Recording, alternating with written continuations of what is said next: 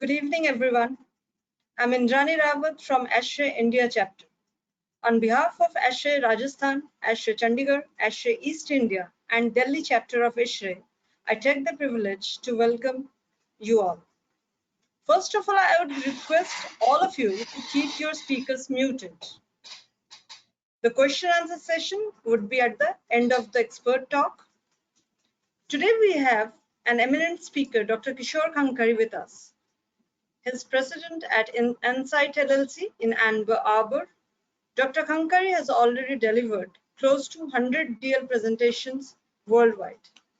He is a fellow member of ASHRAE. He is also a recipient of ASHRAE Exceptional and Distinguished Service Awards. Now, without wasting any more time, I would like to hand over to Dr. Kishore Khankari.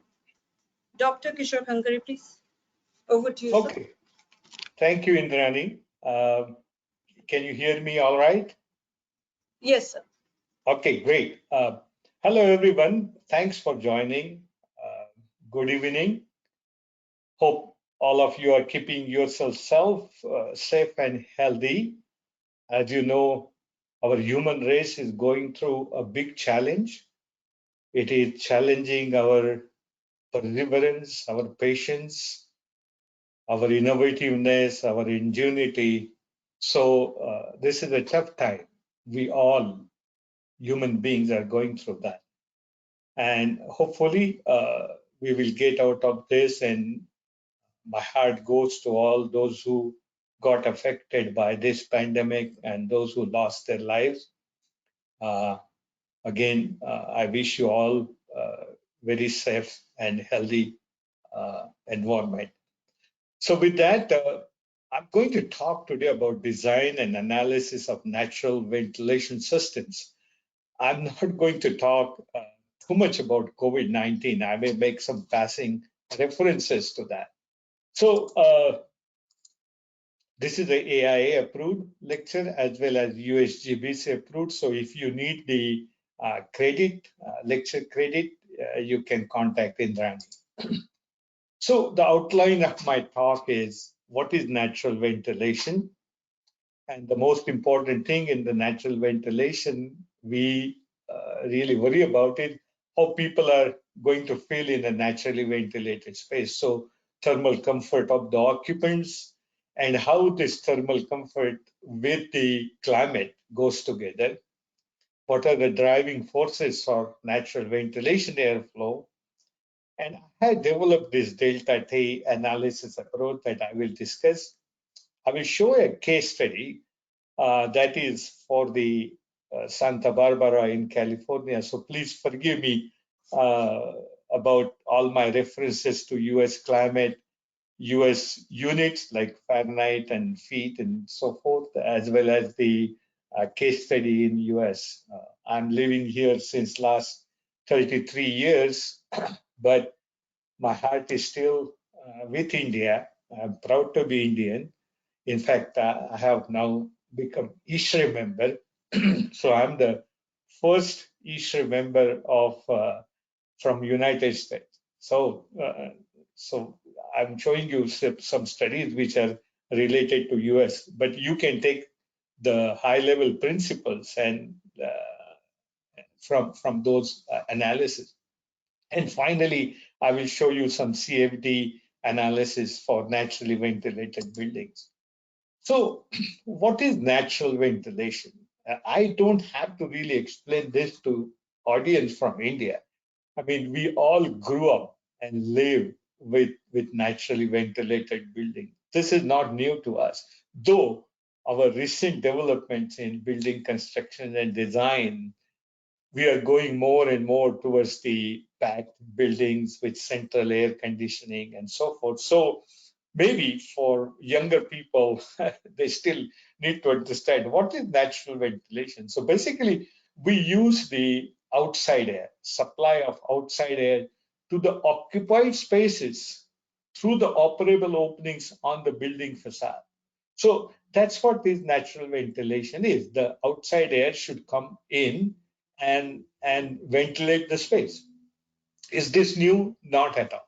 Those of us who grew up in India look at our palaces and forts, especially if you go to Jaipur, you will see that our human race knew about this. They mastered this art of naturally ventilated the occupied spaces. What happened in last 80 plus year or 100 years after the invention of the mechanical cooling, we all forgot about it. And we simply became slave of the thermostat. And we think controlling the thermostat can provide us the comfort we need. Why we are talking about natural ventilation now? The first and foremost thing is the reduced cost of construction and operational cost, because we are using natural forces to bring the air. So we don't have any fans, ducting system, and so forth. So it's first cost reduction, operating cost reduction, energy efficient operation. As I said, there are no fans, there are no mechanical things in the space. Increased productivity due to better indoor air quality, freshness of air, and connection to natural environment. So this is beyond the how many rupees we save using natural ventilation. This is the core of our HVAC system, that we design our HVAC system for the well-being, health, safety, and comfort of occupant. So with the natural ventilation, it has been proved that our indoor air quality improves and people feel more productive. Also, they have greater personal control on their environment. If they feel cold or windy, they can close the window or they can open the window. And this has a lot of impact on how people feel about their environment. I mean, somebody conducted a study where in office space, they deployed the dummy thermostats, and they were not doing anything, but simply deploying those dummy thermostats on the floor, the complaints about from the people went down. So that showed that how much we love having our own control on our own personal environment. And most important thing about the basis of this natural ventilation is occupants adapt to wide range of temperature as compared to mechanically ventilated spaces. And again, those of us who live and grew up in India, we know this. We adapt to a wide range of temperatures. If it's hot outside, we wear light clothes, half shirt, half pants probably. And if it's too cold outside, we wear sweater and the cap and everything. So we as a human being, we know naturally how to adapt to our environment. So but still, with this now, with the invention of this mechanical cooling and tightening up all the buildings and removing all the operator openings and windows, now people are questioning, does it really work? How people feel in these spaces? Are they feel too hot or too cold? And then is good climate the only criteria? You can say, well, I live in Goa or I live in California. It's a perfect climate, outdoor climate, not too hot, too cold. Do I need engineers to design my building? What about the internal cooling load? Does it matter? And then do window sizes and location matter? And how to quantify the thermal comfort? Basically, that's the important thing. So let's start with ASHRAE 55 adaptive thermal comfort range here. So what you see here on this chart, there's a mean monthly outdoor air temperature here. And on the y-axis is the indoor operative temperature. Okay? So it's the outdoor temperature versus indoor operative temperature. And what it tells that we have a quite a wide range of temperatures that we can adapt to. If you look at here from 18C to almost 32C, 31C, we can adapt to this level of temperature versus a thermostat temperature setting of 23, 24 Celsius, correct? So what you see here, when your indoor temperature falls in this dark range, 90% people will be satisfied. And if you relax it more, 80% people will not complain that it's too hot or too cold. So if you take an example, let's say if the outdoor temperature is 10 degrees Celsius and if the indoor temperature is 24, people may feel they are slightly hot here. Okay, you can see the perception depending on the outdoor air temperature. If the outdoor temperature is 20 Celsius and indoor is 24, it's perfectly in this spot here. People will feel just comfortable. They will not complain it's too hot or too cold. On the other hand, if the outdoor temperature is somewhere 30 to 33 Celsius, and then you have 24 degrees set point inside temperature, they will complain it's too cold.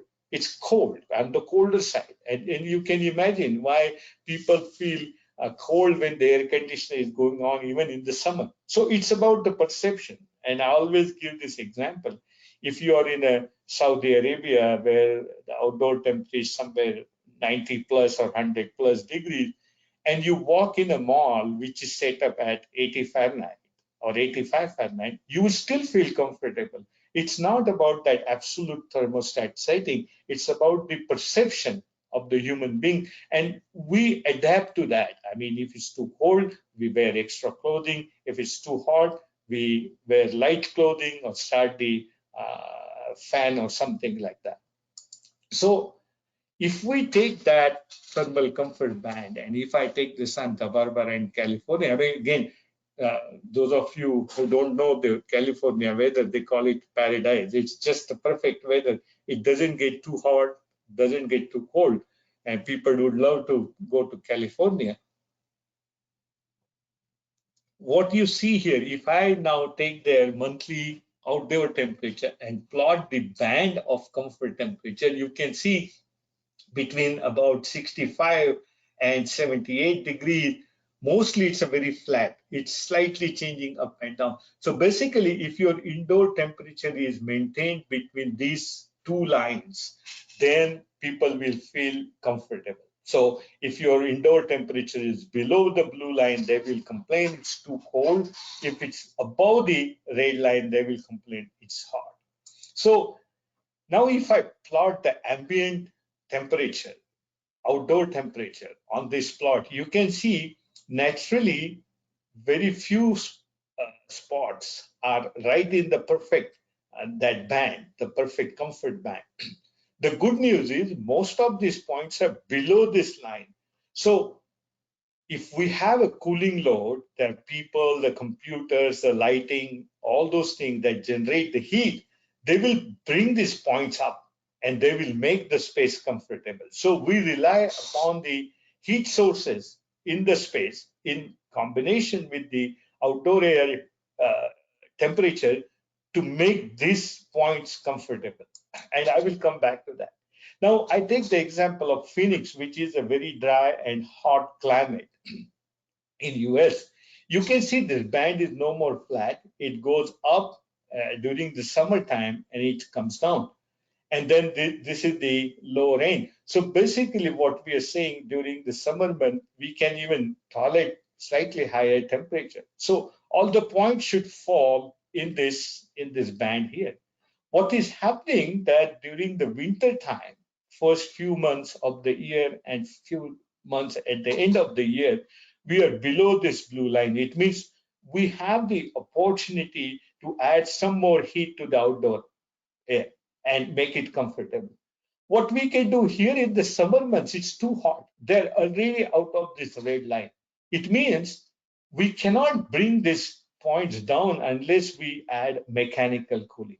So what this analysis shows is that which months of the year we can open the windows, correct? So people may say, oh, Arizona is too hot, Phoenix is too hot, we cannot open the windows. That's not true. We can open the windows in the first few months of the year during the winter season and November, December here, because we still have opportunity to bring those up. Let's take another example of Minneapolis, which is the coldest spot in America. You can see the band is not no more flat like Santa Barbara. It's going up and coming down.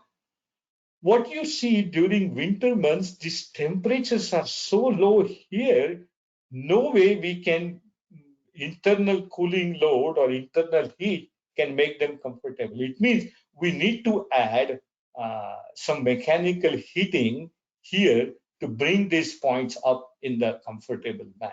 But what about summer months? It's exactly opposite to Phoenix. Summer months are so pleasant in Minnesota, Michigan, where I am.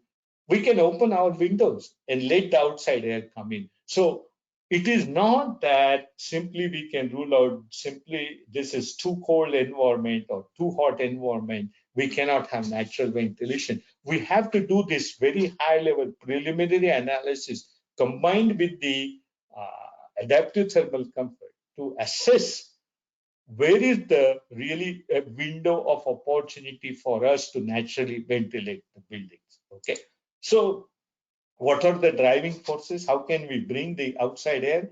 One which is very intuitive, common sense, like wind blows on the building, open the window, wind will come, air will come inside the space. The other one, which is not so intuitive and people do not visualize it, is the chimney or stack effect. Uh, because of buoyancy, hot air goes up and it can pull the outside air into the space. And I'm going to talk more about the second part today. Um, Again, the wind pressure on the building, there are positive pressure on the windward side, negative pressure on the leeward side, and there is a negative pressure on the roof. So you can imagine naturally where to put the windows, on which facade, and how the air will move through the space. See, people talk about the prevailing wind condition, and it is myth. There is nothing like prevailing wind condition. The wind is whimsical, as you can see from this wind analysis, that the wind speed and direction constantly changes. It changes every day, every hour, and every month of the year. So we need to do a detailed analysis of the wind pattern on the on your building. So there is nothing like prevailing wind. Even see the wind data we have is from the airport, which is measured at 10 meters from the floor. And at the airport, as you can imagine, there are no buildings, there are no obstructions to the wind. It's just the flat terrain. That wind data is not appropriate for analyzing how your building will behave. In other words, if you are in a crowded place like Chicago downtown with tall buildings, you can create that canyon effect in around the building, and that's why just taking the airport data for wind analysis is not appropriate. Several factors like shape and orientation of the building, the location of the building, can affect the airflow patterns, the wind pattern around your facility. So it needs detailed analysis. Either you can create a model of 2, 3 blocks of your city and put it in a wind tunnel, or you have to do a detailed computational fluid dynamics analysis. Now, that is very expensive, time consuming effort. And if you are designing a building for an owner who wants a naturally ventilated building, and if the owner asks you how my people are going to fill in this building, you cannot tell them, oh, okay, you need about 20 lakhs of rupees to answer that question. It's not, it's not a good idea to start with if somebody is motivated to do a naturally ventilated building. So what I'm going to do here to start with a buoyancy driven factor first, buoyancy driven forces, and use that as our low denominator to show that whether we can have a feasible building, naturally ventilated building. And if we show a feasibility that it is possible to create a comfort environment, then wind can be a safety factor. Okay. So what is a buoyancy driven flow? All of us know that hot air goes up. That's why we can enjoy those hot air balloon rides. So what happens is the heat sources in a space, it takes the air, the hot air rises, and as it rises up, it can create the room for the outside ambient cold air to come in. And this is kind of a thermal siphon. And that outside air, once it comes in, it will become hot and it will go up. And that can create a buoyancy driven airflow in a space. So let's talk about that delta T approach I mentioned. Remember, in this case here, suppose this is our space here, and this is the outside temperature of the air. We bring that air in, it will meet the computer, people, lighting, and it will get hot, and the temperature will go up, and what goes out from the room is a outside the room temperature, which is higher than the outside air temperature. So what's the temperature difference? What is the delta T? It is the outside air, the inside air temperature, the room temperature, assuming it's all well mixed, minus the ambient temperature. Okay, so this is the temperature difference it will create. Now, this delta T depends on several factors. First of all, what is the cooling load? How much heat is there into the space? And then what is the size and locations of the facade opening, the windows or louvers you place on the building facade? Because if you place small size openings, smaller openings, and at a not so good location, then you will not bring enough air. It means your delta T will go up. As you know, the hot air rises much higher if the height is higher, height is bigger. So height difference between where you bring the outside air and where you take the room air out, so that elevation difference can make a difference. As I said, the heat load in the space. So let's take that Santa Barbara example here. And this is the adaptive comfort band. This is the outside air temperature. And let's assume that we added heat to the outside air, and that delta T is 5 Fahrenheit. Remember what I said, delta T is the difference between the room temperature and outside air temperature, correct? So depending on where the openings are, locations are, the height difference and the heat sources in the space will determine how hot the air gets into the space. So if we assume, if we design a building for 5 degrees delta T, you can see that we can bring these blue dots and make them green, and they come perfectly into this band. If I design it for 10 degrees delta T somehow, it's even better, because I can pack now most of these outside points into my thermal comfort band. Now, if I make it 20 degrees delta T, this is a bad design of naturally ventilated building. So what is happening? Somehow you are not bringing enough air, you are not bringing at right location, and you're not managing the heat loads into the space that is making the air too hot, and it's getting out of that red line. It means even in a naturally ventilated building during a whole year, even if it's a paradise environment like California, it's a perfect temperature, you can spoil that good weather by designing a bad ventilation system, bad naturally ventilated system. So weather alone, the climate alone, is not a sole criteria to decide whether you can use a naturally ventilated system on your building. So what are the important things? So that delta T, the temperature difference between the outside and inside, it determines the temperature of the occupied space. It also tells you the window of opportunity for natural ventilation. Somehow, if your space is too packed and too much heat, cooling load, lot of heat sources, you may not be able to use natural ventilation simply because no matter what you do to the window sizes and openings and height of the space, you are still going to feel hot.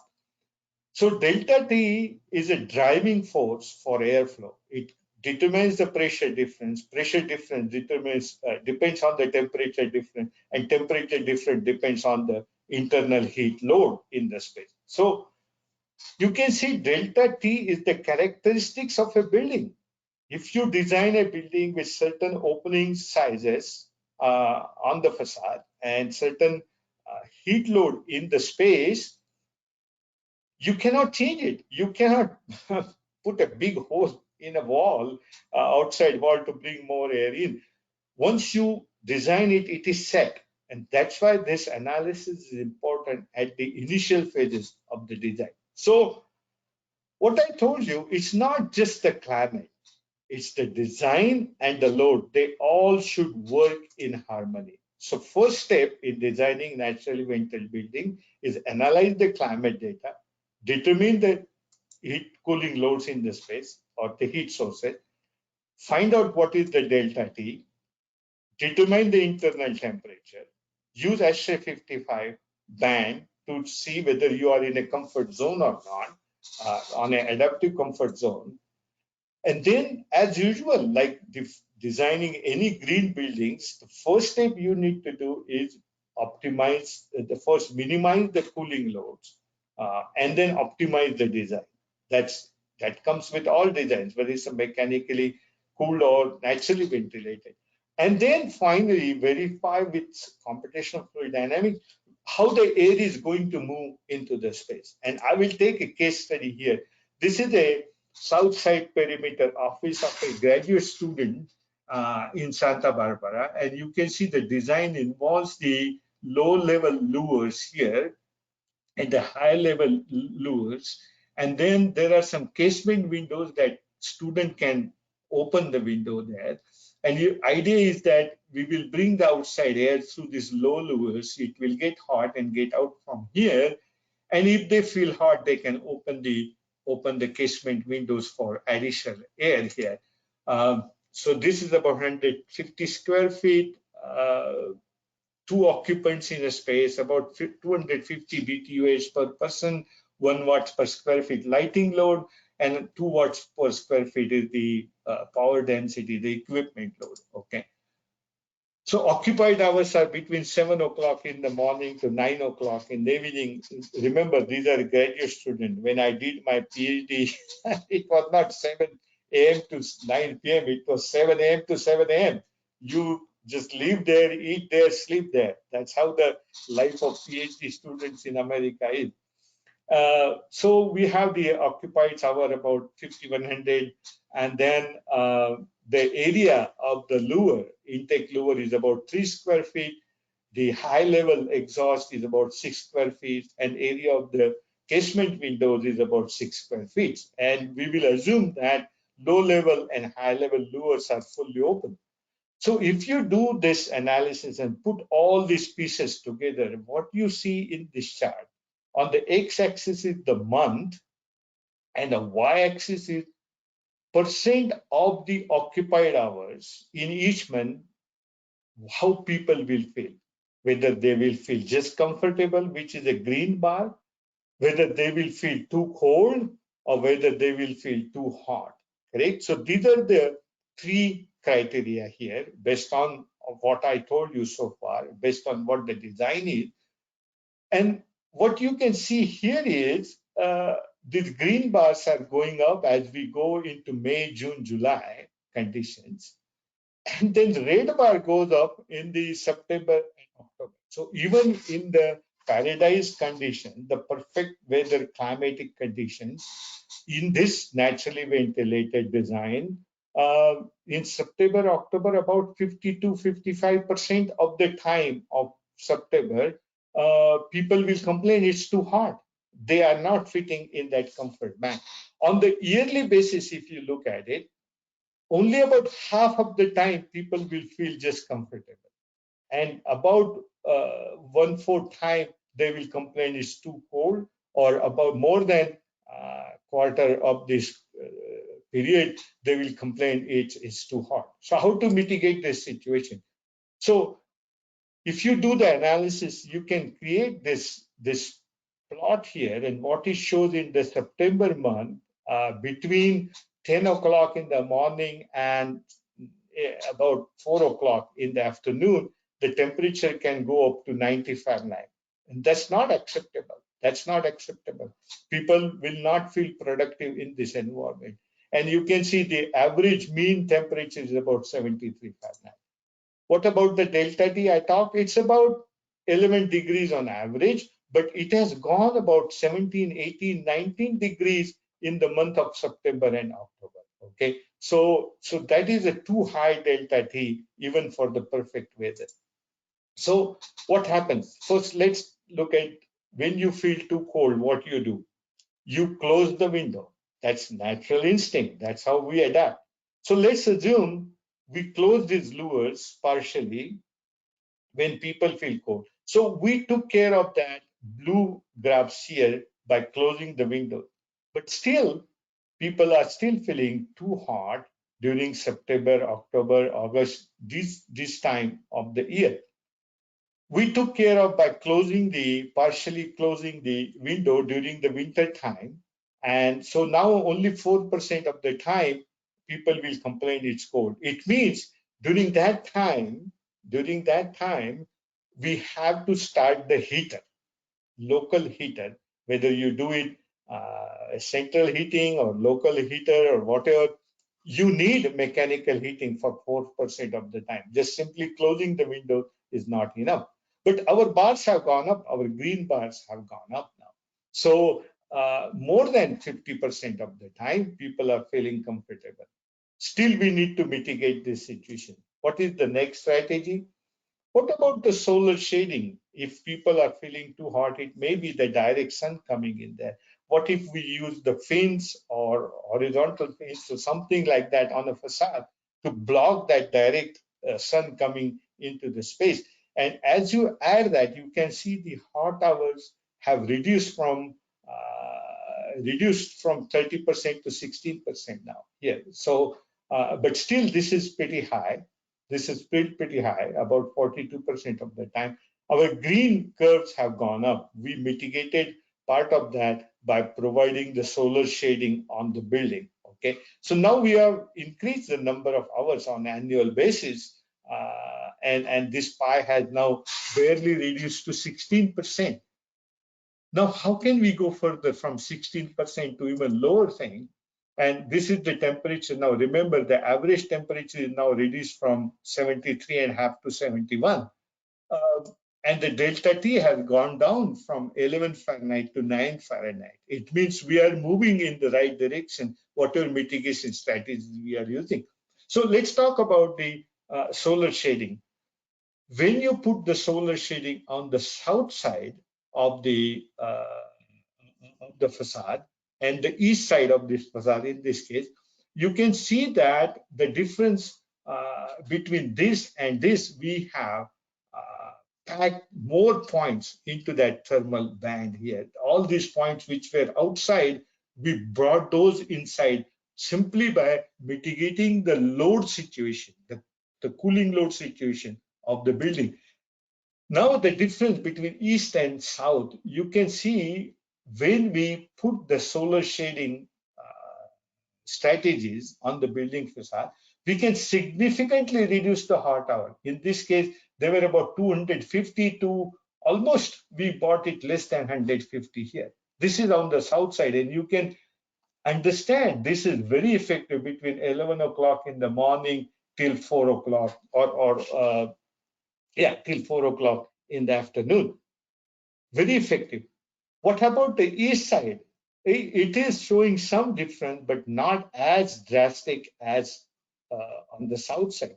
So we advised the architect who was going to put the solar shading on the east side, said, don't waste your money because it doesn't have the as much effect as if you put it on the south side. Well, I told you they have the casement windows. Now, if they feel hot, they can open the casement window. It means we have the louvers plus the window to bring the outside air in. It means now what happened is we have increased the size of the opening. As we increase the size of the opening, we can bring more air in for the same cooling load, for the same amount of heat sources, we can draw more air inside. As a result, you can see which was 55%, now it has barely reduced to 28% or something. And if you see the transition here from 16% to 7%, we started with much higher. So this is the strategy now. Only 7% of the time, people will complain it's too hot. And only 4% of the time, they will complain it's too cold. So can we still mitigate this 7%? What can we do? And you can see this chart here from 71 now, we brought it to 68. We still reduced that temperature. Our delta T now from 9 degrees, it has reduced to 6 Fahrenheit. And when you design your building between 5 to 7 degrees Fahrenheit delta T, most of the time people feel comfortable, provided you have the acceptable outdoor temperature. Okay, so we opened the casement windows, we put the solar shading, and so forth. Now, you see no solar shading, then with solar shading, and then with casement windows, we kept on reducing that red pie significantly. This is all passive strategy, correct? So far, first three things. The last active strategy is the ceiling fan. If we can provide the ceiling fan into naturally ventilated spaces, people can activate that and still get the feeling of cold around them. Remember, ceiling fan is not a cooler. Ceiling fan is an air movement device. And as you enhance the air movement around you, you feel much more comfortable. So I walked you through systematically what are the different mitigation strategies we can use to make the naturally ventilated building more comfortable. Now, why we need to do CFD analysis? See, air is the primary carrier of heat, moisture, and contaminants, and therefore airflow path makes a big difference. And I don't have to tell you under this COVID-19 situation that airflow patterns, they carry the airborne contaminants. And it's not just how filtered your air is, whether you are using MERV 10, MERV 13, or high grade filtration, whether you are using the UV to kill the germs. That air, that clean air, once it comes into the space, the people who are breathing out the germ, they're going to make the space dirty. And what goes around you, that determines whether you are going to get exposed to such condition. So airflow path plays an important role. Air movement around us determines whether you feel drafty or stuffy, as I told you with the ceiling fan. Distribution of heat, hot and cold spot in the space, contaminant flow path, where the airborne pathogens are moving, and if the gas is contaminants, what's the concentration level? And finally, the thermal comfort of occupant also depends on the air movement. So effectiveness of ventilation, thermal comfort, their productivity, all related to air movement, and yet we can't see how air moves into the space. We cannot visualize the air movement. And the way we can do that is not by drawing the arrows on your naturally ventilated building. When you draw the arrow, that is your intent, how the air should move. Air has its own mind, own brain, and we have to get into that. And here are my common sense laws I always give in all my lectures to all my HVAC engineers. Air takes the path of least resistance. It takes shortcuts. Hot air always goes up. Cold air remains near the floor. Remember, this you don't have to go to engineering college to know this. This is the common sense law of air motion. But computational fluid dynamics simulates fluid flow, heat transfer, mass transfer, chemical reaction. Once you do that, you can visualize airflow pattern. We can visualize temperature, moisture migration, smoke movement. You can determine how people feel, whether they're cold or hot, whether you use adaptive comfort or the ASHRAE 55 indices like predictive mean vote or percent dissatisfied. So here is an example. This is a naturally ventilated building in Washington, and you can see there is a central shaft to draw the air from the space, and the outside air actually comes in into the space, gets hot, goes through the shaft and goes up. Why we need to do CFD analysis? See, you can provide many big windows and do all your preliminary analysis and you show a feasibility of natural ventilation. But if you put too many people, too much furniture, too tall furniture, put it against the window, air is not going to come in your space. Air will come in your window and say, it's too difficult to get in, too difficult to flow through this space. Air will go to somebody else's house, somebody else's office building, and not to you. So we need to understand how the air moves, what is the obstruction to airflow. So this is the low-level lower coming here. This is the high window that also brings the air in, and this is the shaft uh, where the hot air goes up. You can see the airflow patterns here. The cold air comes in, it moves through the space, it gets hot. You can see the spaghetti gets red, and it goes through that opening to the shaft. Okay.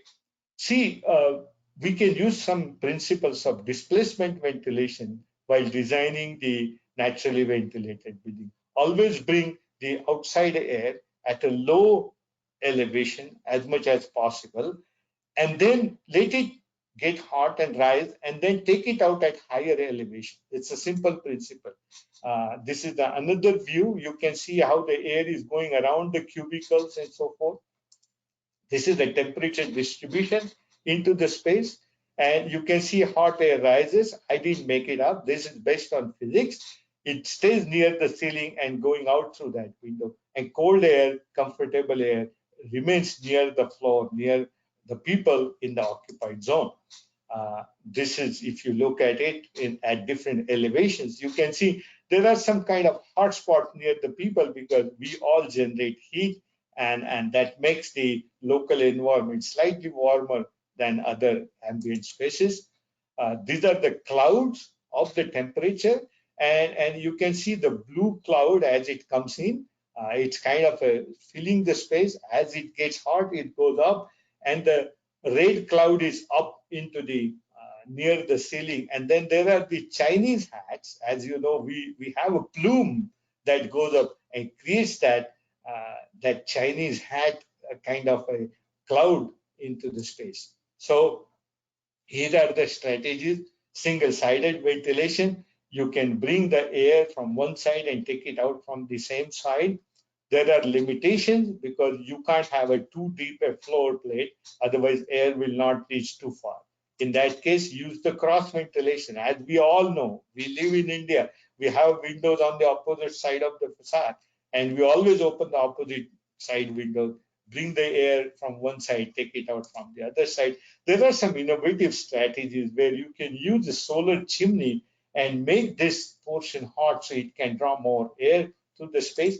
And this is nighttime cooling. I didn't cover this part. But in India, when we have the concrete construction, the thermal mass of the building can play an important role. So during nighttime, we can cool the buildings. And then in the morning, don't open the louvers, don't open the windows, and open it at 10 o'clock or sometime when the temperature goes up. So we can use some thermal mass for cooling the space. Okay. I'm not trying to sell here the natural ventilation. I'm not telling you you should always design natural ventilation building. This is not suitable where you need a tighter control or temperature relative humidity. Not suitable when you have too high cooling loads, too high heat sources. Not suitable where you have a pollution, the outdoor air quality is poor. If you are near a quarry or mine, that's not the place where you should design naturally ventilated building.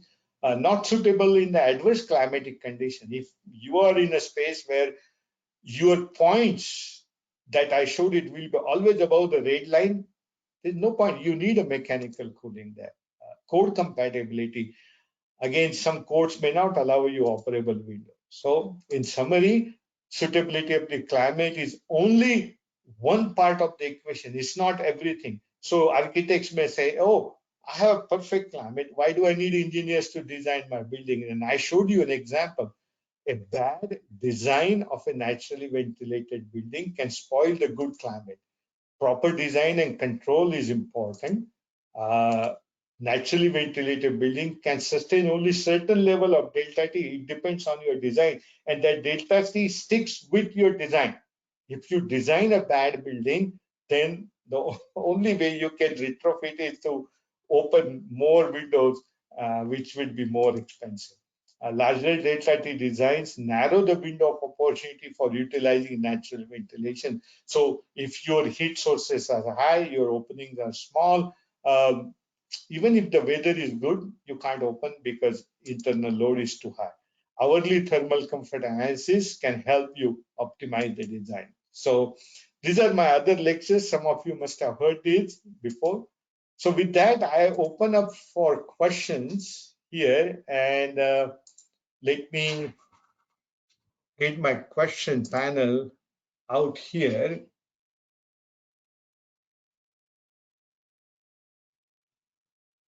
What if the outdoor air is very high? Okay, temperature is very high, then it's not suitable for natural ventilation, as I said.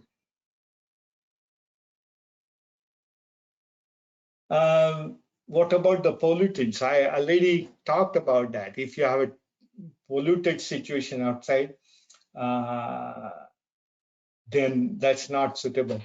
if if we designing a area with multiple buildings inside the site, what distance between two buildings should have to maintain the proper IQ? You need to do that analysis. This is mostly related to the wind analysis you are talking about. So so you need to do that analysis and find the optimum distance. Okay. Um,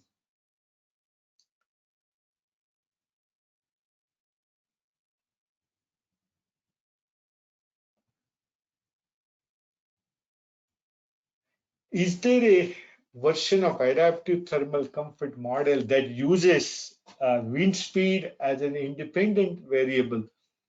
It includes most of the variables in when they designed this adaptive thermal comfort, or when they came up with that. So wind speed is part of it. Relative humidity is not. It's not. Uh,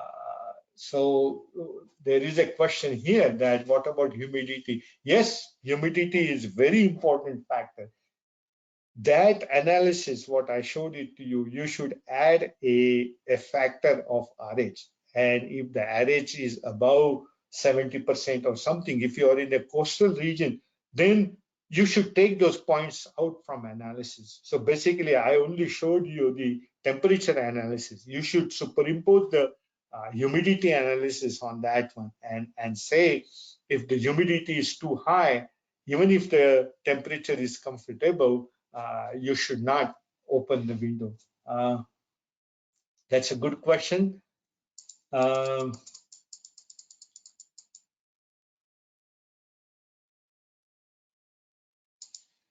Whether out natural ventilation is suitable to India, I'm surprised by this question. Yes, we all grew up with natural ventilation. We didn't have mechanical cooling in our country. So yeah, it is suitable, but you have to do that suitability analysis as I showed it to you before.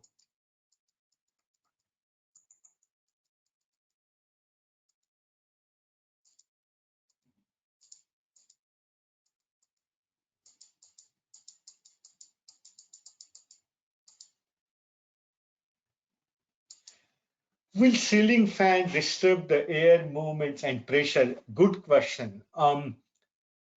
Somewhat, it will do it. I mean, unless, like in India, and I know when I visit in India, all the ceiling fans are on the full speed.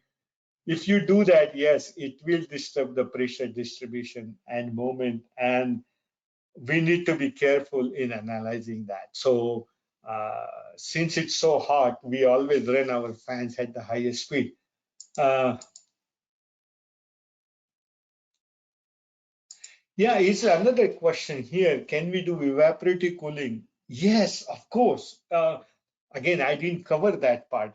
Again, I grew up in India, and I still remember when I was kid, we used to put those screens on our windows and soak them in the water. And during hot summer, I almost get nostalgic to think about my childhood, and this the hot air used to pass through these screens, and there was evaporative cooling. It will not only cool the air but give you a very good fragrance. So yes, of course, we can combine, as I said, with it, like just like with thermal mass, we can use the evaporative cooling strategies. Um, can evaporative cooling be tested with CFD analysis? Yes, of course.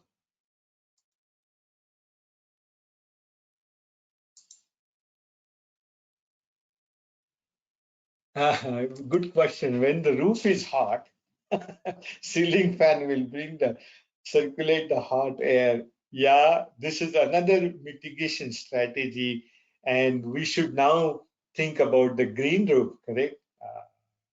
How to reduce that the temperature of the roof itself. Yes, I agree with that. Uh, Role of thermal insulation in naturally ventilated buildings. Good question. Now, you see, it goes both ways. If you create the too high insulation, then the heat will not go out of the space. But remember, we are designing the space when it's hot outside. So basically, yeah, you can insulate the buildings at appropriate level so that you can maintain the inside temperature.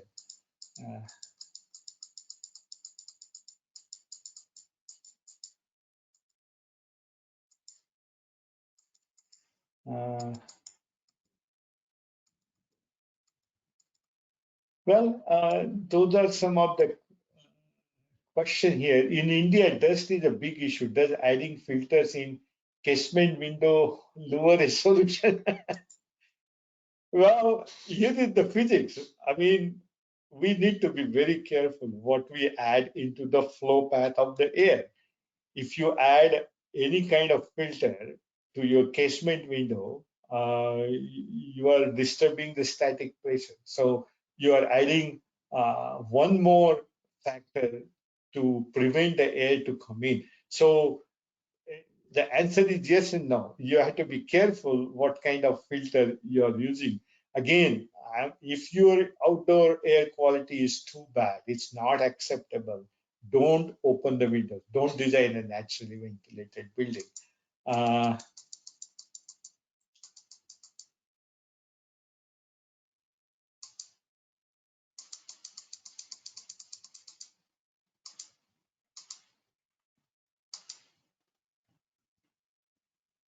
Having a water body, a pond near the building can help in improving the indoor conditions of a naturally ventilated building. Yes, good question. Yeah, again, you are using the strategies. If you are bringing the air, outside air, which is already passing over a body of water, then you are using this evaporative cooling strategy. It depends which floor you are, correct? If that you will not get that advantage if you are too high from the pond, from the body of water. Yes, but be careful with the humidity with that. Uh,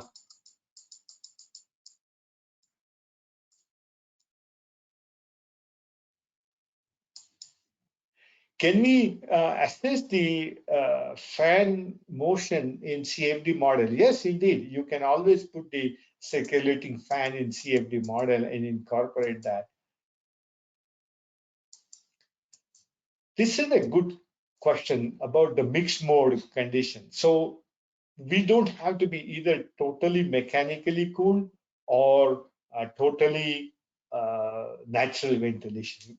As in US, most of the buildings we are designing are in hybrid mode. So basically, we have a control system that we can develop that when the outside air temperature is favorable, then we can turn off the mechanical cooling and open the windows as we do in our homes, correct? If it's outside is good, why to run air conditioner? Put off the air conditioner, open the windows. That can be automated.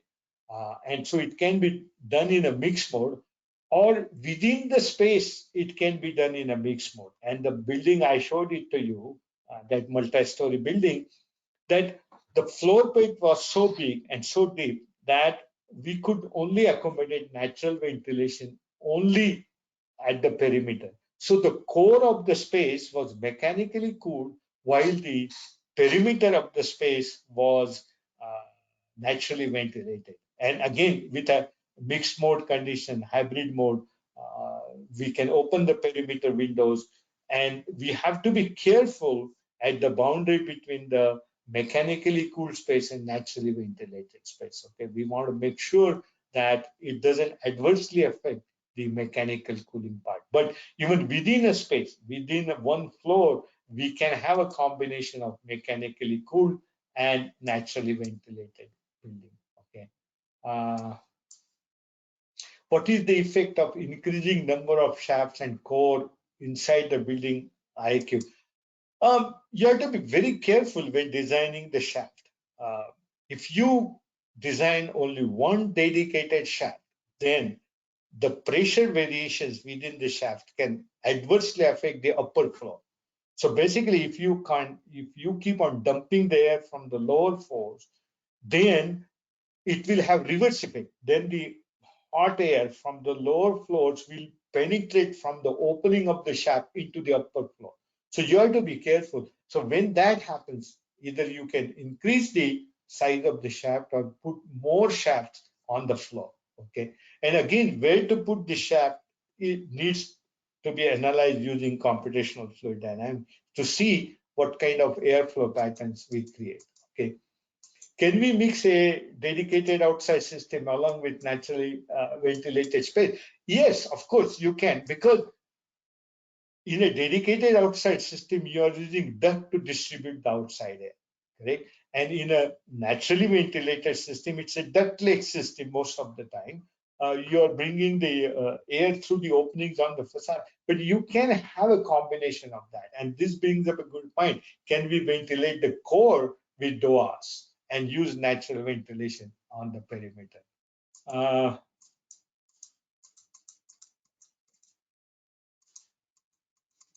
I will take one more question.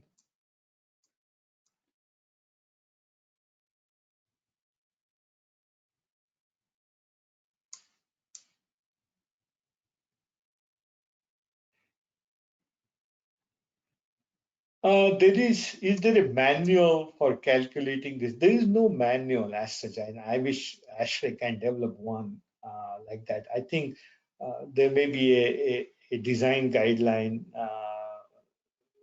being developed probably. I heard about that, but there is no manual.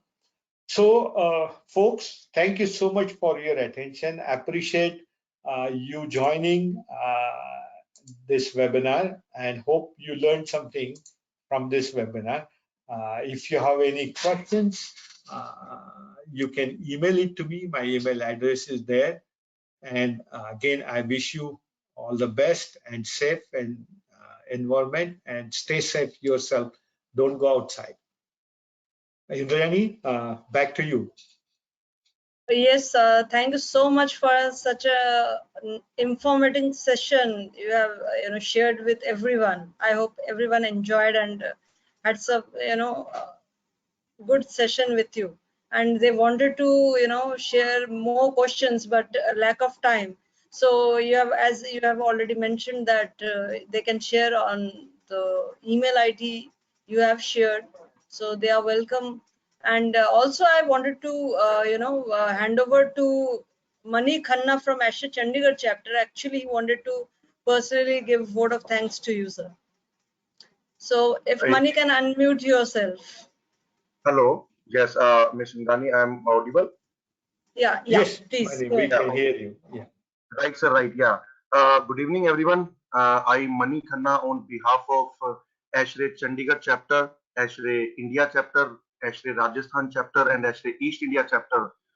We would heartily give a vote of thanks to you for you have because you have spared your valuable time and even a major time difference. So you are available with all of us and shared a valuable inside information with all of the Ashray and other members as well who have joined this session and take more insight of this session. So thank you very much, sir, Kishore sir, for your sparing your valuable time and sharing information with all of the attendees. Mani, And even, go ahead. yeah, please, sir, please. No, Mani, it's my pleasure. I always love to make Yeah, presentation to India chapters. But understand, someday I want to come personally there yeah. and make a face-to-face presentation. So I'm hoping we'll get out of this, and I will get an opportunity to visit you all. Yeah, definitely, sir. Definitely, we are actually looking forward to it, and I'm sure very soon this pandemic will be over and everything will be settled down, and we'll definitely proceed for it. And in addition, we also would like to thank ASHRAE India chapter team, Miss Indrani, especially who have taken much interest and setting a platform for all of us to gain knowledge about it. And ASHRAE India chapter team, Dr. Varun Jain, Mr. Dharmender Rathore, and Mr. K.K. Mitra from ASHRAE India chapter. From Rajasthan chapter, Mr. Rishabh and Shailendra Kasera, who have taken an initiative, Mr. Manoj Da from Kolkata, and Amardeep Singh from ASHRAE India Chandigarh chapter, who have provided great support. And I'm sure this session would be very very insightful and very learning for all of us. And in this time, we have organized this and keep learning, and definitely will organize such session in the coming time as well. So thank you very much once again. Thank you each and every attendee, because more than 50 250 people have joined today, and we thank you everyone for spared time and attended this session. Thank you very much, everyone. Please. Thank you. Yeah, Bye now. Thank you, everyone. Thank you so much. Bye-bye. Bye, sir.